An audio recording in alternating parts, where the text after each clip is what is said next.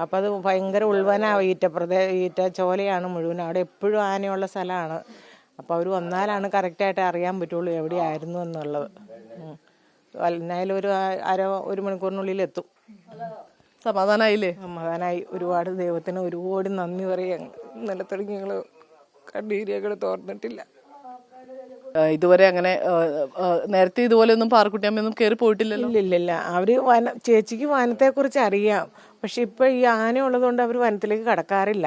ഈ ആന ഇപ്പം ഞങ്ങളുടെ പറമ്പിലൊക്കെ സന്ധ്യ ആകുമ്പോഴത്തേക്ക് ആന കയറി വരും.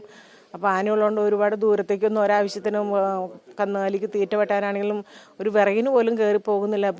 ആരും തന്നെ വനത്തിലേക്ക് കയറി പോണവരില്ല. ഇവിടെ അടുത്ത് പുഴയുണ്ട്, കുളിക്കാൻ പോകണം. അവിടെ പോലും ഞങ്ങൾ പോകണില്ല. സന്ധ്യ ആകുമ്പോഴത്തേക്കും പുഴയിൽ വെള്ളം ആന ഇറങ്ങും. എല്ലാവരും അത് കാരണം അവരവരുടെ വീടുകളിൽ കൂടിയാണ് കുളിക്കലും അലക്കലും എല്ലാം. അങ്ങനെ വനത്തിലേക്ക് ആരും പോകാറില്ല.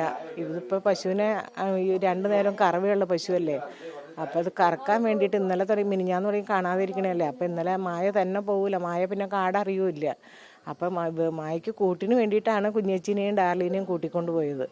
അപ്പോൾ ആ പോക്ക് അങ്ങനെ 3 പേരും അങ്ങോട്ട് പോയി. പശു തിരിച്ച് ഇന്നലെ 3 മണിയാകുമ്പോഴത്തേക്കും വരികയും ചെയ്തു. കൊച്ചാണ്ട് ഇങ്ങോട്ട് വിളിച്ചത്. കൊച്ച് വിളിച്ച് മായയുടെ കയ്യിൽ ഫോൺ കൊടുത്ത് മായ ജയനുമായിട്ട് സംസാരിച്ചു. മകന് എത്ര വയസ്സുണ്ട്? മകന് 22 വയസ്സ്.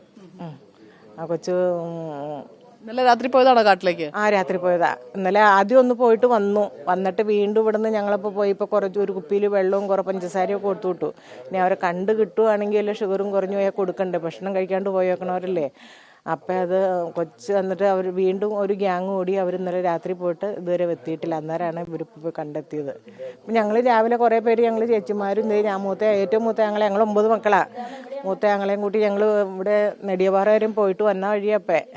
അപ്പോൾ അവിടം വരെ ചെന്നിട്ട് ഈ പെണ്ണുങ്ങളെയും കൊണ്ട് തന്നെ പോകുമ്പോൾ ആന എവിടെയെങ്കിലും ഉണ്ടെങ്കിൽ ആരും ഓടൂല്ലല്ലോ. ചേച്ചിയുടെ പിള്ളേരും ഉണ്ടായിരുന്നു. അവർക്ക് ഓടാനൊന്നും പറ്റില്ലല്ലോ. എനിക്കും ഓടാൻ പറ്റില്ല, എനിക്കും വയ്യാത്ത ആളാണ്. അപ്പോൾ പിന്നെ ഇനി പെണ്ണുങ്ങൾ തന്നെയായിട്ട് പോകേണ്ട, ആരെങ്കിലും ആണുങ്ങളെയൊക്കെ കൂട്ടി പോകാമെന്നും പറഞ്ഞ് ഞങ്ങൾ തിരിച്ചു വന്നതാണ്. അന്ന്